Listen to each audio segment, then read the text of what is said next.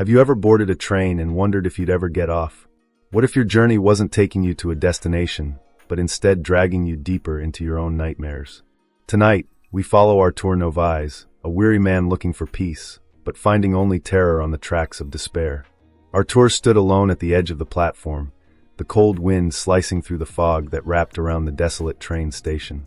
The flickering lights above cast erratic shadows on the cracked concrete, and the distant whistle of an approaching train echoed like a ghostly lament. No one else was there, not a soul in sight. It was as if the world had forgotten this place existed. The air was heavy, suffused with the metallic tang of impending rain, but also with something else, something wrong.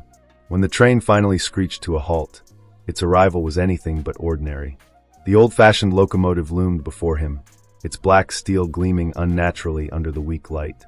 The windows were tinted, concealing whatever, or whoever, might be inside. The doors creaked open, releasing a gust of stale air carrying a faint, inexplicable smell of decay. Artur hesitated, his instincts screaming for him to turn back. But where would he go? His tired mind pushed aside his unease, convincing him it was just his imagination playing tricks. As he stepped inside, the world outside seemed to vanish. The doors slammed shut behind him with a force that made him flinch. The corridor stretched impossibly long, dimly lit by flickering lanterns that swayed with the train's gentle movements. The interior was eerily old-fashioned, with plush red velvet seats and brass fixtures that glinted in the unstable light. It should have felt luxurious, but instead it felt alive, as if the train itself was breathing, watching. Artur chose a seat near the window, his hands brushing against the cold, worn fabric. He tried to peer outside, but the window revealed nothing, only his own reflection staring back at him, hollow-eyed and pale. The other passengers sat silently, their heads bowed. Their faces were obscured, but something about their postures was deeply unsettling. They seemed too still, almost frozen. A faint, almost imperceptible sound began to rise, like a low murmur carried on the air. Artur couldn't tell if it was coming from the passengers or from the train itself. He strained to listen, but the whispers were fragmented, slipping away just as he tried to piece them together. His pulse quickened, his breath shallow. Something was wrong here, terribly wrong. The train lurched forward with a sudden, violent jolt, throwing Artur against his seat. The lights flickered once, twice, and then dimmed further, plunging the cabin into a haunting half-light. The passengers remained unmoving, their shadows stretching grotesquely across the walls. Artur's chest tightened. He wanted to scream, to demand answers, but his voice felt trapped in his throat, as if the very air conspired to silence him. And then, as if in answer to his unspoken fears, a voice echoed through the cabin's intercom, low, distorted, and dripping with malice. This train takes its passengers to the truth they fear most. Prepare yourself, for you cannot escape. At that moment, Artur knew this wasn't just a train ride. It was something much darker, a journey into the unknown, where fear and despair were his only companions. If you're already on the edge of your seat, like this video and subscribe to join us on Artur's harrowing journey. Can he survive the horrors waiting ahead? Watch until the end to find out, if you dare. As the train rumbled forward, Artur sank into his seat, gripping the armrests with clammy hands. The cabin creaked and groaned, as though the train was straining under the weight of something far heavier than passengers. Outside the window, there was only darkness, an impenetrable void where stars should have been. The faint flicker of the lanterns inside was the only source of light, casting shadows that danced like specters on the walls. The whispers returned, louder this time, weaving through the cabin like invisible threads. Artur's ears strained to decipher them, but the words slipped through his comprehension, leaving only fragments. Regret, lost, never. He glanced nervously at the other passengers, hoping to find reassurance, but their heads remained bowed, their faces shrouded in shadow. It was as if they were deliberately ignoring him, or worse, as if they didn't even realize he was there. The smell hit him next, a faint, sickly sweet odor that brought bile to the back of his throat. It reminded him of something he couldn't quite place, like old flowers left to rot or decayed when drenched in rain. He looked around, trying to locate the source, but nothing seemed out of place, except for the oppressive weight in the air, pressing down on him like an invisible hand. Then he noticed it, the texture beneath his fingers. The fabric of the seat was rough, coarse, like burlap, though it had felt smooth moments ago. As he lifted his hand, he saw faint smears of dark, oily residue on his fingertips. Panic surged through him, but he didn't dare wipe it away. Something about it felt wrong, dangerous even, as if touching it had somehow marked him. A sudden jolt shook the train, and the lights dimmed further, bathing the cabin in a murky, reddish glow. The whispers became louder, more insistent, filling the space with a cacophony of fragmented voices. Artur clutched his head, trying to block them out, but they only grew clearer, each voice carrying a different tone, pleading, accusing, sobbing. He bolted upright when he felt it, a touch. Light, almost imperceptible, brushing against his shoulder. He whipped around, but no one was there. The passenger behind him hadn't moved, their face still obscured. But Artur could feel eyes on him, burning into his back. The sensation was undeniable, and it sent shivers crawling up his spine like icy fingers. Desperation clawed at him. He stood abruptly, stumbling down the narrow aisle as the train swayed violently. The passengers remained eerily motionless, their murmurs now synchronized into a single, droning chant. He reached for the door to the next car, but it wouldn't budge. The handle was ice cold, searing his palm as he tried to force it open. Then out of the corner of his eye, he saw something, or someone, moving in the reflection of the window. It wasn't his own reflection, it couldn't be. The figure was taller, its silhouette distorted, with elongated limbs and a face obscured by shadow. Its head tilted unnaturally, as though studying him. Artur's breath hitched as the figure raised a hand and pressed it against the glass. But the glass didn't separate them. The hand reached through, stretching impossibly, its blackened fingers curling toward him. Artur stumbled backward, falling against a seat. When he looked again, the reflection was gone, and so was the figure. But the sensation of being watched remained, clinging to him like a second skin. He looked down at his hands, trembling and slick with sweat, and saw the dark residue again, thicker this time, spreading like veins across his skin. He tried to rub it off, but it wouldn't budge. His chest tightened as the whispers transformed into low, guttural laughter, reverberating through the cabin. Artur's mind raced with questions, but no answers came. Was this a nightmare? A hallucination? Or had he boarded a train that didn't exist in the waking world? His pulse thundered in his ears as the realization crept in. Whatever this was, it wasn't just a train ride. It was a trap, a journey into something far worse than he could imagine. As the train hurtled through the endless darkness, Artur's unease transformed into palpable fear. The oppressive silence that filled the cabin was now punctuated by faint, rhythmic thuds, as if something, or someone, was moving between the walls. He tried to convince himself it was the train's mechanisms, but deep down he knew better. Each sound seemed deliberate, like footsteps echoing in an abandoned corridor, growing louder with each passing second. Artur's gaze darted around the cabin, hoping for any sign of reassurance, but the other passengers remained disturbingly still. Their heads hung lower now, their faces obscured by the dim, flickering light. One passenger, seated directly across from him, caught his attention. The man's head was turned slightly, and Artur could just make out the edges of his face, thin, pallid, and lifeless, like a wax figure left to melt. He looked away, heart pounding, and tried to focus on the window beside him. The reflection stared back, but this time, it wasn't his own. The figure from before had returned, its grotesque form now clearer, with twisted features and hollow eyes that seemed to pierce through the glass. Artur blinked, and the figure vanished, replaced by a landscape that was impossible. Outside the train, the void had given way to something far worse. The tracks were now suspended above an endless expanse of jagged cliffs and shadowy shapes that writhed and pulsed like living entities. The sky above was an unnatural shade of crimson, swirling with black clouds that crackled with silent lightning. It wasn't just unsettling, it felt wrong, as if the very fabric of reality had been torn apart. Suddenly, the train lurched violently, nearly throwing Artur from his seat. The overhead lanterns dimmed, bathing the cabin in a sickly, greenish hue. A low, guttural growl reverberated through the walls, sending chills racing down his spine. He turned toward the source of the sound but saw nothing, only shadows that seemed to move of their own accord, slithering along the edges of the cabin like predators circling their prey. The air grew colder, sharp and biting, as if the warmth of life itself was being drained away. Artur's breath came in visible puffs, each exhalation dissipating into the unnatural chill. He clutched his arms, trying to steady himself, but the sensation of being watched intensified.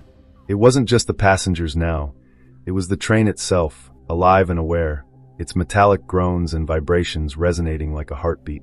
As his panic mounted, a sound broke through the oppressive atmosphere, the faint, haunting melody of a music box. It drifted from somewhere further down the train, soft and lilting, yet deeply unsettling. The tune was familiar, though Artur couldn't place where he'd heard it before.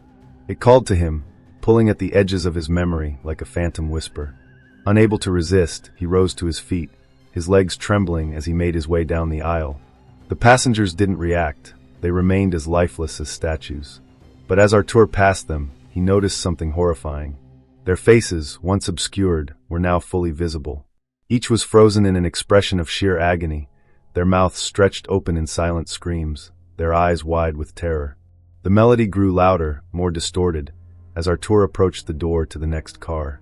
He hesitated, his hand hovering over the handle, when a sudden, icy draft swept through the cabin. It carried with it a faint whisper, almost imperceptible, "Turn back." But Artur couldn't turn back. Something compelled him to keep going, to uncover the source of the music. With a deep breath, he gripped the handle and pulled. The door creaked open, revealing a corridor shrouded in shadow. The music box tune echoed louder now, reverberating through the narrow space like a haunting lullaby. As he stepped through, the door slammed shut behind him, the sound echoing like a gunshot. Artur was alone in the darkness, the walls closing in around him. The only light came from a faint, pulsating glow at the far end of the corridor. It beckoned him forward, but with each step, the shadows seemed to grow thicker, the air heavier. Finally, he reached the source of the glow, a small, ornate music box sitting atop a pedestal. Its intricate design was unlike anything Artur had ever seen, covered in symbols that seemed to shift and writhe when he looked directly at them. The melody stopped abruptly as he reached out, his fingers trembling, to open the lid.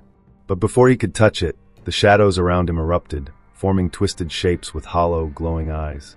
They lunged toward him, their guttural cries filling the air. Artur stumbled backward, his mind racing with primal terror as the darkness consumed the corridor, leaving only the faint echo of the music box and the sound of his own heartbeat. Artur stood frozen in the pitch-black corridor, his pulse pounding in his ears like a war drum. The twisted shadows that had lunged at him now loomed in the darkness, their grotesque forms rippling and shifting as if they were feeding off his fear. Their hollow eyes glowed faintly, each one a void of endless despair. Artur's breaths came in shallow, uneven gasps as he backed away, his hands brushing against the icy walls of the corridor, desperate for an escape. The music box on the pedestal began to play again, its haunting melody warped and discordant, as if mocking his terror. The symbols etched into its surface now pulsed with an otherworldly light, casting flickering shadows that seemed to dance in grotesque delight. Artur's gaze locked onto the box, a sickening realization dawning on him. The music wasn't just a sound, it was alive, burrowing into his mind, dredging up memories he had buried deep. The air around him grew impossibly cold, and with it came the sound of faint whispers. But this time, they were familiar, fragments of voices from his past. His mother's anguished cries, the angry shouts of a friend he had betrayed, the hollow echo of his own voice, pleading for forgiveness he knew he didn't deserve. The walls of the train seemed to pulse in time with the music, the whispers growing louder, more accusatory, until they became a cacophony of blame and regret. Desperate to silence the voices, Artur lunged toward the music box, his trembling hands closing around its edges. It was heavier than he expected, its surface unnaturally warm, as if it had a heartbeat of its own. He tried to shut it, but the lid refused to budge, resisting his every effort.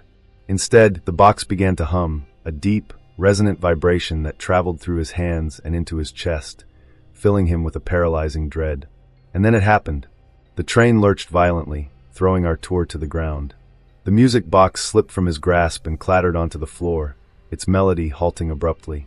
For a brief moment, silence reigned, broken only by the distant creak of the train's wheels on the tracks. Artur scrambled to his feet, his eyes darting around the corridor, but something had changed. The shadows were gone, replaced by an eerie stillness that was somehow even more terrifying. But the relief was short-lived.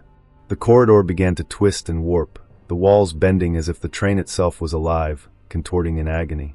The dim light flickered erratically, revealing flashes of horrific images etched into the walls. Faces distorted in pain, hands clawing at unseen barriers, eyes wide with eternal despair. Artur stumbled backward, his heart pounding as the whispers returned, louder and more insistent. One word cut through the chaos, clear and commanding: "Look." Against his better judgment, Artur turned toward the window beside him. At first, it reflected only his pale, terror-stricken face. But then, the reflection began to change.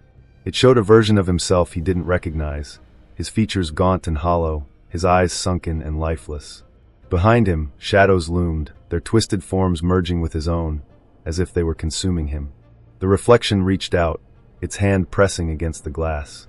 Artur felt a cold, slimy sensation on his shoulder and spun around, but no one was there. When he turned back to the window, the reflection was smiling, a grotesque, unnatural grin that stretched too wide for its face. The train shuddered again, and the corridor dissolved into darkness. Artur's vision swam as he felt himself falling, not physically, but as if he was being pulled into the void.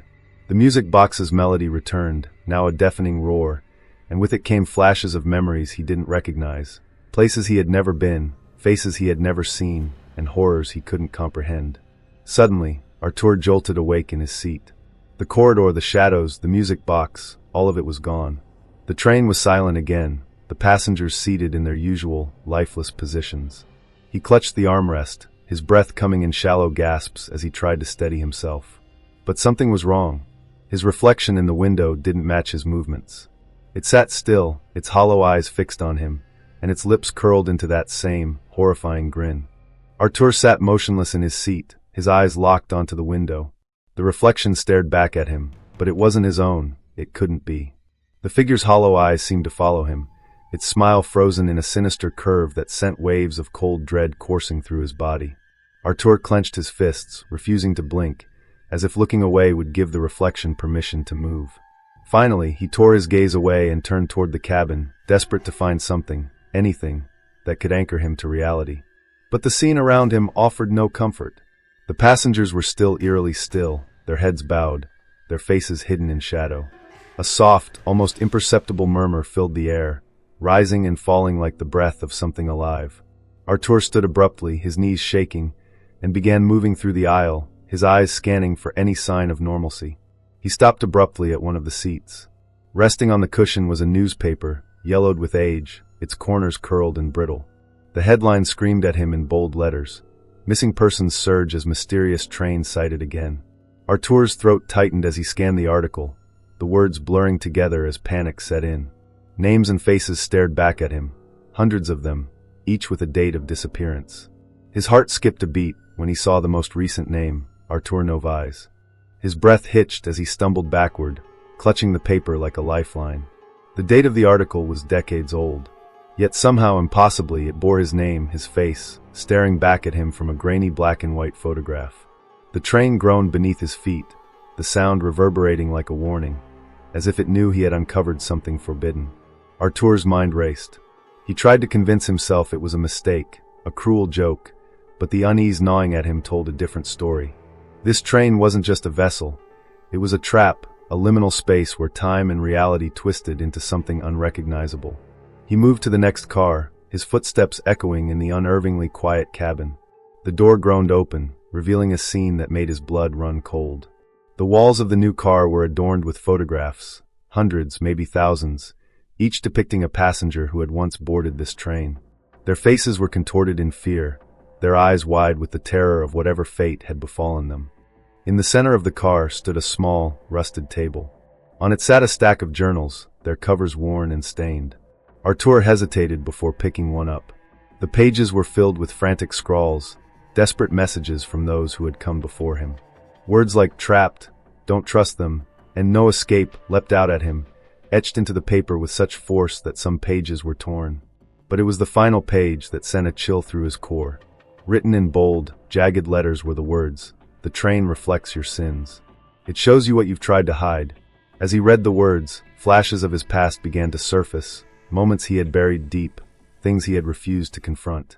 He saw the face of his estranged brother, their final argument replaying in his mind like a haunting melody. He heard the voice of a former colleague, accusing him of betrayal, their friendship shattered by greed. The memories overwhelmed him, each one more vivid and suffocating than the last. Artur dropped the journal and stumbled backward, his head spinning. The walls of the car seemed to close in around him, the photographs shifting as if the faces were watching him. He felt the weight of their collective despair pressing down on him, suffocating him, until he could barely breathe. Desperate for answers, he turned to flee, but his path was blocked. One of the passengers stood in the aisle, their heads still bowed, their face obscured by shadow. Slowly, they raised their head, revealing hollow eyes and a twisted smile identical to the reflection he had seen earlier. The passenger's voice was low and distorted, barely more than a whisper. "You can't run from yourself, Artur. The train knows who you are." The figure stepped closer, their movements jerky and unnatural, like a marionette controlled by invisible strings. Artur backed away, his legs trembling, until his back hit the wall. The passenger reached out, their fingers impossibly long and skeletal, and placed a single hand on Artur's chest. A wave of cold surged through him, freezing him in place as the whispers in the air grew deafening. In a final act of defiance, Artur forced himself to speak. "What is this place? Why me?" The figure leaned closer, their voice dripping with malice. "This is where truth lives and lies come to die. You boarded this train because you chose to. Now you must decide, face the truth or be consumed by it." Before Artur could respond, the figure dissolved into shadows, leaving him alone in the empty car. The photographs on the walls had changed, their faces now obscured by darkness. In their place, Artur saw only his own reflection staring back at him, fractured and broken. Artur's trembling hands clutched the cold metal of the train's walls as he stumbled forward into yet another car, his breath ragged and shallow. The oppressive silence of the train was now broken by faint, echoing footsteps that seemed to follow him. Though each time he turned to look, the corridor was empty. His heart pounded like a drum, each beat louder than the last, as if warning him of the horrors still to come. The next car was unlike any he had seen. The walls were no longer adorned with photographs but with mirrors, tall, narrow, and warped, each reflecting a distorted version of himself. In some, he appeared gaunt and pale, his eyes sunken and lifeless. In others, he was smeared with shadows, his features twisting into something monstrous. He hesitated at the threshold, his instincts screaming for him to turn back, but an unseen force seemed to compel him forward. As he stepped inside, the door slammed shut behind him with a deafening finality. The mirrors shimmered faintly, as though alive, their surfaces rippling like water. The air grew heavy, suffused with a faint metallic tang that reminded him of blood. Artur's footsteps echoed unnaturally, each step amplified as if the car itself was amplifying his fear. In the reflection of the nearest mirror, he saw movement, but it wasn't his own. A shadowed figure loomed behind him, its skeletal hand resting on his shoulder. Artur spun around, but the car was empty. When he turned back to the mirror, the figure was gone, replaced by his own reflection. Yet something had changed. His eyes, once filled with fear, now glimmered with an unsettling emptiness. Suddenly, the whispers returned, louder and more insistent, surrounding him from all directions. But this time they carried familiar voices, his mother, his brother, his former friends. Their words were fragmented, accusatory, each one a shard of glass piercing through his fragile psyche. "You left me behind. This is your fault. You betrayed us." The cacophony grew unbearable, and Artur clamped his hands over his ears, but the voices only grew louder, as if they were inside his mind. Out of the corner of his eye, he saw one of the mirrors begin to ripple violently. Its surface darkened, transforming into a swirling vortex. From within, a hand emerged, pale and withered, its fingers impossibly long, dripping with a dark, viscous liquid. Artur stumbled backward, his back hitting another mirror, which instantly rippled and warped under his weight. The hand was followed by an arm, and then a face, a grotesque, hollow visage that stared at him with empty eye sockets. Its jaw moved, but no words came, only a low, guttural moan that sent a chill racing down his spine. Artur scrambled to his feet and bolted toward the far end of the car, but the mirrors on either side erupted into chaos. Each reflection reached out, clawing at him, their distorted faces frozen in screams of agony. He reached the door and yanked at the handle, but it wouldn't budge. Behind him, the vortex grew larger, the figure now fully emerged, its emaciated form towering over him. It moved with an unnatural grace, its limbs bending at impossible angles as it approached. The train lurched violently, and Artur fell to the ground, his head snapping toward the creature. "Why are you running?" it rasped, its voice echoing unnaturally, as if coming from every corner of the car. "You boarded this train to find answers. Don't you want to see the truth?" Artur's voice was barely more than a whisper. "What truth? What do you want from me?" The creature tilted its head, its hollow eyes boring into him. "The truth you've buried, the choices you've made, the lives you've destroyed. Artur's mind raced, flashes of his past coming unbidden. The argument with his brother, the betrayal of his colleague, the lies he had told to climb higher, leaving those he cared about in the rubble of his ambition. He shook his head violently, as if denying the memories would erase them. "No," he whispered. "I didn't mean."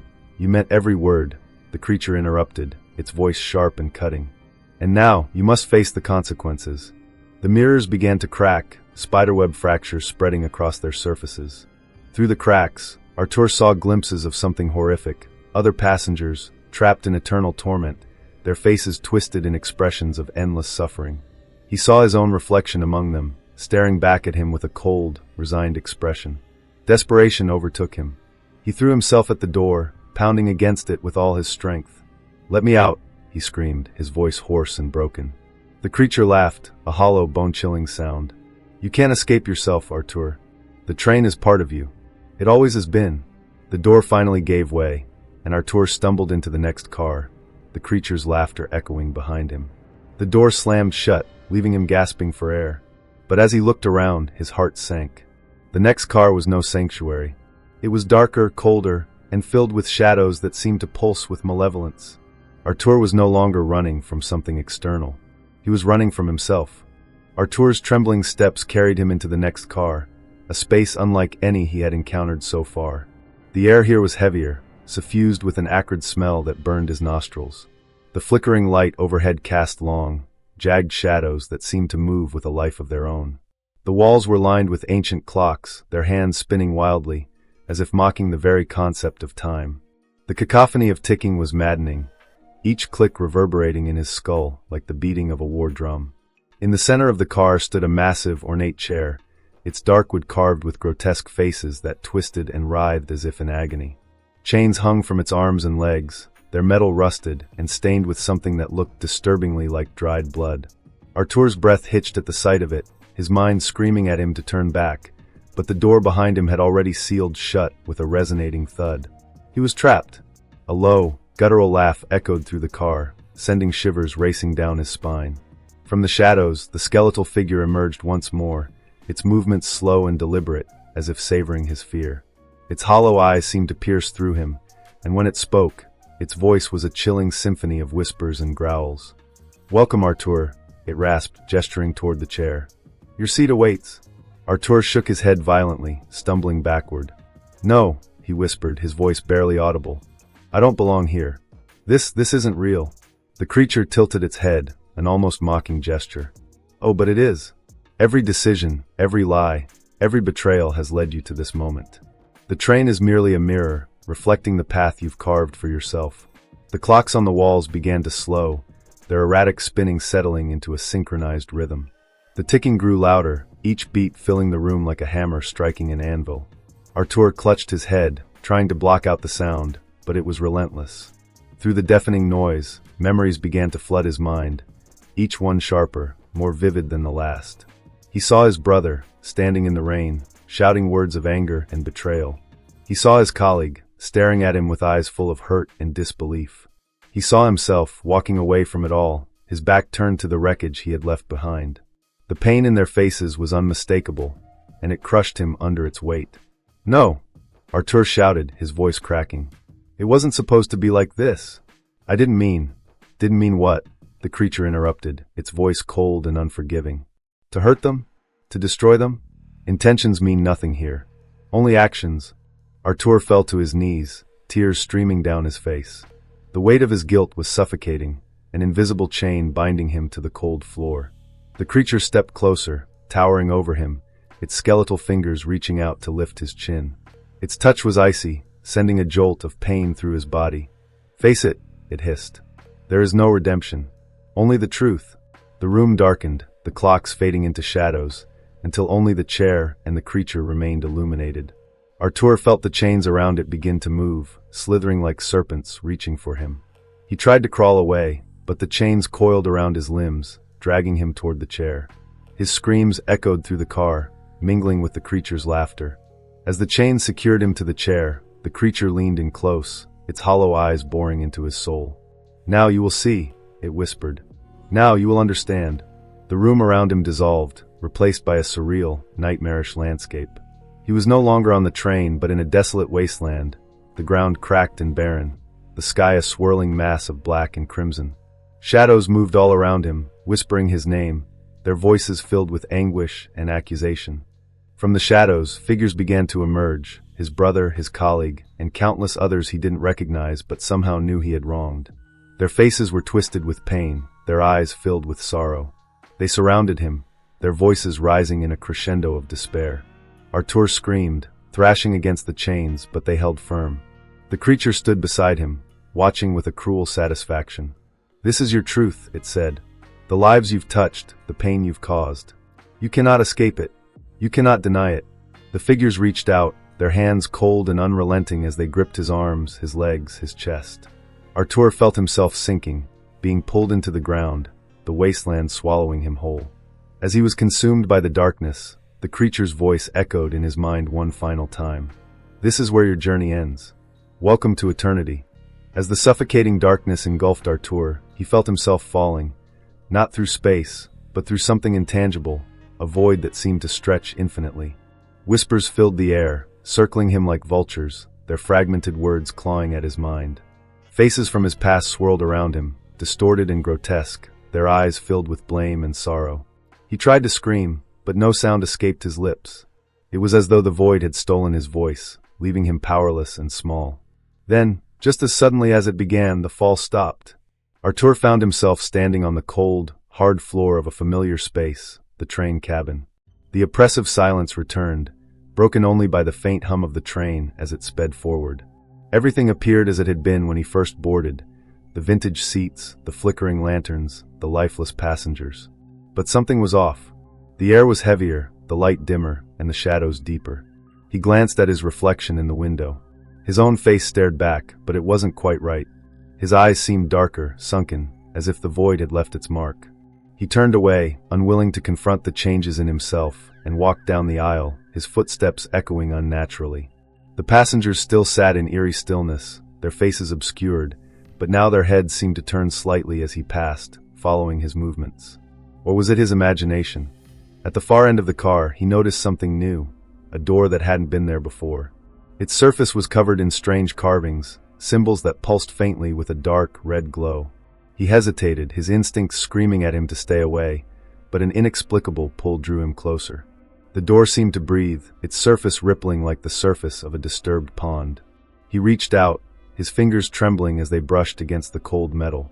The moment he touched it, a shock raced through his body, and the whispers returned, louder, more insistent, their voices overlapping in a chaotic symphony. "The truth lies ahead," they said. "But can you bear it?" The door creaked open, revealing a corridor bathed in faint, flickering light. The walls were lined with mirrors once again, but these were different. Each one showed a moment from his life, a memory frozen in time. He saw himself as a child, playing with his brother in the rain. He saw his first promotion, the pride in his eyes overshadowed by the disappointment of those he had stepped on to achieve it. He saw the argument with his brother, the harsh words exchanged, and the door slamming as they parted ways for the last time. At the end of the corridor was another door, this one plain and unassuming. Artur's breath quickened as he approached it. The whispers grew deafening, but now they carried a single, clear message. "This is your choice." He opened the door and stepped into a vast, empty void. In the center stood a table, and on it rested the music box, its ornate surface glowing faintly in the darkness. Beside it was a small, cracked mirror, its surface reflecting a version of himself that looked hollow and broken. The creature's voice echoed around him, though it was nowhere to be seen. "You've seen the truth, Artur," it said. "You've faced the shadows of your past. Now you must decide." Artur stepped closer, his eyes fixed on the music box. He understood now. This was no ordinary train, and this journey wasn't about reaching a destination. It was about confronting himself, his choices, and the consequences they had wrought. The music box represented his sins, his regrets, his pain. The mirror showed what he had become because of them. The voice continued, cold and emotionless. "Turn the key, and the music will play. The train will stop, and you will leave changed but alive. Or you may shatter the mirror and stay here, forever part of the train, where time will not touch you, but you will never escape its shadows." Artur's hands trembled as he reached for the box. The key was cold against his fingers, the weight of the decision pressing down on him. Could he truly face the world after what he had seen? Could he live with the knowledge of what he had done? But then his gaze shifted to the mirror. The reflection stared back, empty and lifeless, a hollow shell of the man he once was. The thought of staying here, trapped in this purgatory, filled him with a terror greater than anything he had faced on the train. With a deep breath, he turned the key. The melody began to play, soft and haunting, and the train shuddered to a stop. The door behind him opened, revealing the faint light of dawn breaking over a barren landscape. He stepped forward, his heart pounding, and crossed the threshold. But as he turned to look back, the train was gone. The barren landscape stretched endlessly before him, and the whispers had ceased. He was alone, the music box clutched tightly in his hand. Yet something about the air, the silence, the light felt wrong. Was he truly free, or had the train's grip extended beyond its walls? Artur has left the train, but at what cost? Has he escaped, or is this merely another layer of the nightmare? Like this video and subscribe for more chilling tales, and share your theories in the comments. What do you think happened to Artur? The story may not be over yet.